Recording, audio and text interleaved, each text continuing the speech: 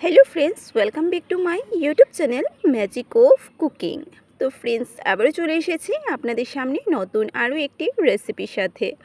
আর আজকের রেসিপি হচ্ছে কাটা ডাটার রেসিপি।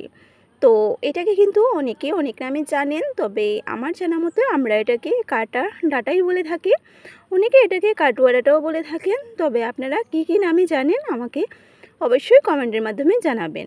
তো দেখুন এই যে কাটা ডাটাটা যেটাকে বলি আমরা, তো সেটার পাতাটা আমি আপনাদেরকে একটু সামনে থেকে দেখিয়ে দিলাম। দেখুন এটার পাতাটা ঠিক আমাদের যে লাল ডাটা শাক করি সেটার পাতাটার মতনই দেখতে হয় কিছুটা। আর এটার ডাটাটাও ঠিক একই রকমের, দেখুন লাল ডাটা শাকের মতো, আর এটা টেস্টটাও ঠিক একই রকমের, রান্না করার পদ্ধতিটাও ঠিক একই রকমের বলতে পারে। এটাকে আমরা নিরামিষ আমিষ দুটোই করতে পারি, মাছ দিয়েও রান্না হয় আর নিরামিষও আমরা করতে পারি। তো এখানে দেখুন যে ডাটাগুলো দেখছেন সেই ডাটাগুলোই আমার কাজে লাগবে, আর এই যে চিকন যে ডাটাগুলো আছে পাতা সমেত সেগুলো আমাদের কাজে লাগবে না, সেটাকে আমরা ছাড়িয়ে নেব। আর কতটা কাটা এই ডাটার মধ্যে দেখতেই পাচ্ছেন আপনারা, দেখুন একটু ভালো করে এখানে কতটা কাটা আছে, আমি খুব সাবধানে আপনাদেরকে দেখাচ্ছি।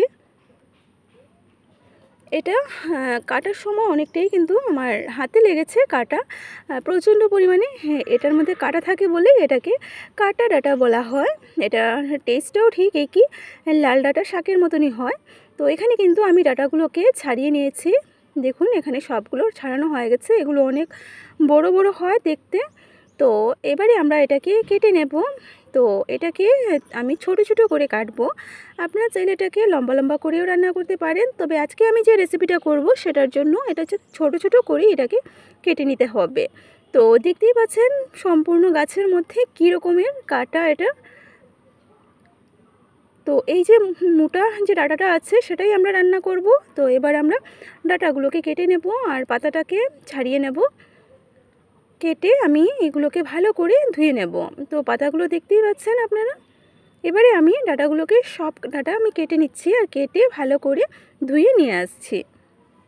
তো দেখুন এখানে আমি ডাটাগুলোকে কেটে নিয়েছি, আর কাটার পর দেখুন ঠিক আমাদের সেই লাল শাকের ডাটার মতনই দেখতে লাগে এটা। তো ছোটো ছোটো করে কেটে নিয়েছি আর ভালো করে ধুয়ে নিয়েছি। এটা রান্না করতে আর যা যা উপকরণ লাগছে সেইগুলো আমরা এবারে দেখে নেব। তো দেখুন এখানে আমি নিয়ে নিয়েছি আলু, কাঁঠালের বিচি আর নিয়েছি কাঁচা লঙ্কা 4টা। তো রান্নাটা আমি কাঁঠালের বিচি দিয়ে করব। সাথে নিয়েছি দেখুন এখানে আলুগুলোকে আমি কেটে ভালো করে ধুয়ে নিয়েছি, আর কাঁঠালের বিচিগুলোকে লম্বা লম্বা করে কেটে ভালো করে ধোয়া হয়ে গেছে। আর খোসাটাকেও আমি কাঁঠালের বিচির পাতলা যে স্কিনটা থাকে খোসাটা থাকে সেটাকেও ছাড়িয়ে নিয়েছি। এবারে আমরা রান্নায় চলে যাব। সবার প্রথমে আমরা একটা কড়াই বসিয়ে দিয়েছি, আর কড়াইটা ভালো করে গরম হওয়ার পর এবারে দিয়ে দিচ্ছি সর্ষের তেল। সবার প্রথমে আমরা আলুগুলোকে ভেজে নেব। তেলটা প্রথমে গরম করে নিচ্ছি, তেল গরম হয়ে গেছে, এবারে আলুগুলো ভেজে নিচ্ছি। তো ডাটার পরিমাণ বুঝে আমি এখানে আলু নিয়ে নিয়েছি, আপনারা চাইলে একটু কম বেশি করে নিতে পারেন ডাটার পরিমাণ বুঝে।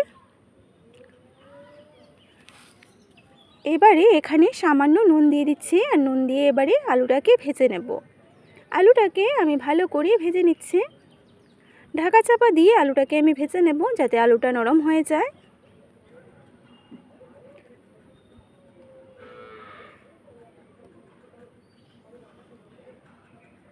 তো আলুটা কিন্তু ভাজা হয়ে গেছে, আমি ঢাকা চাপা দিয়ে আলুটাকে ভেজে নিয়েছি। আর এবারে এখানে সামান্য হলুদের গুঁড়ো দিয়ে দেবো, আর হলুদের গুঁড়ো দিয়ে আলুটাকে আবারও ভালো করে নাড়াচাড়া করে ভেজে নেব। দেখুন আলুটা কিন্তু মোটামুটি নরমও হয়ে গেছে, সামান্য হলুদের গুঁড়ো দিয়ে দিচ্ছি।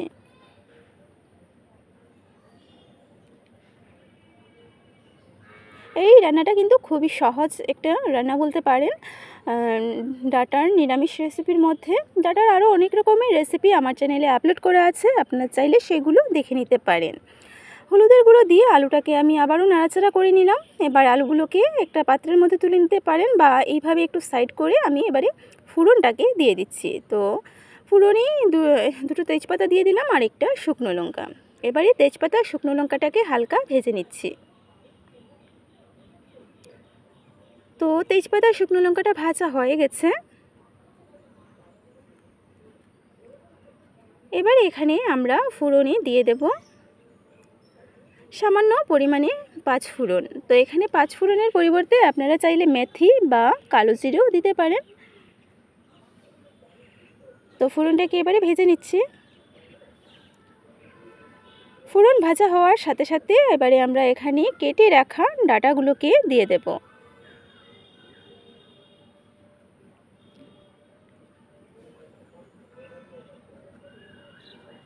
সমস্ত ডাঁটা দিয়ে দিয়েছি। এবার এখানে পরিমাণ মতো নুনটা দিয়ে দেব।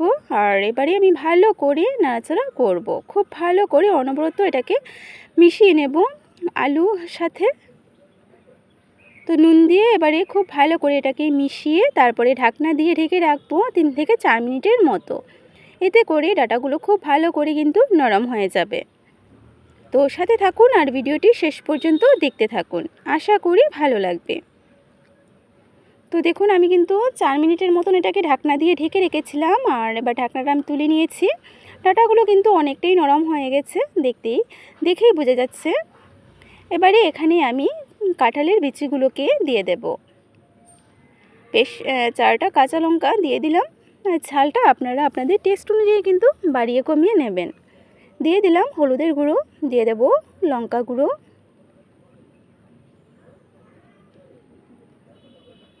জিরে বাটা। আর আমি কিন্তু রান্নায় সবসময় জিরে বাটা দিয়ে করে থাকি। জিরে গুঁড়োটা আমি ইউজ করি না, বাটাটা দিয়ে করে থাকি। তো পরিমাণ মতো আমি জিরে বাটাটা দিয়ে দিয়েছি।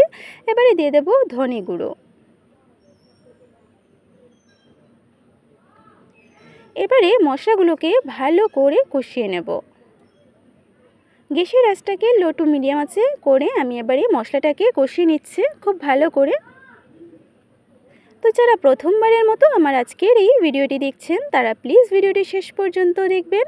আর ভালো লাগলে লাইক করবেন, শেয়ার করবেন, সাবস্ক্রাইব করে পাশের বেল আইকনটিতে ক্লিক করে পাশে থাকবেন।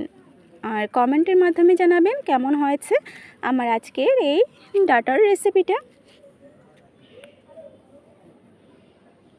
মশলাটা আমার খুব ভালো করে মেশানো হয়ে গেছে। দেখুন সবজির সাথে আমি মশলাটাকে ভালো করে কষিয়ে নিয়েছি।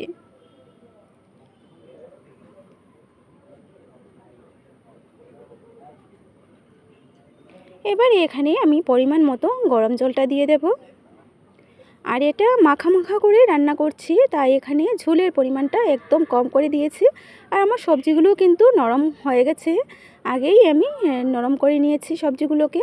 বাস এবারে ঢাকনা দিয়ে এটাকে ফাইনালি রান্না করে দেখাচ্ছি। এবারে এটাকে 5 মিনিটের মতন রান্না করব। আর 5 মিনিটে কিন্তু এটা তৈরি হয়ে যাবে। একদম সিম্পল রেসিপি এটা। তো 5 মিনিট পরে ফিরে আসছি। তো দেখুন বন্ধুরা পুরোপুরি 5 মিনিট হয়ে গেছে। আর আমি 5 মিনিট পরে ঢাকনাটা তুলে নিলাম। তৈরি হয়ে গেছে আমার আজকের এই কাটা ডাঁটা বা কাটোয়া ডাঁটার রেসিপিটা। তো হয়ে গেল ডাঁটার রেসিপি তৈরি।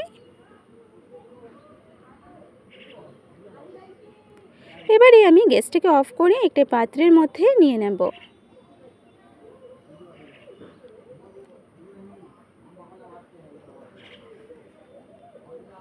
তো দেখুন বন্ধুরা আমি একটা পাত্রের মধ্যেই নিয়ে নিয়েছি। তো কেমন হয়েছে আমার আজকের এই রেসিপিটা।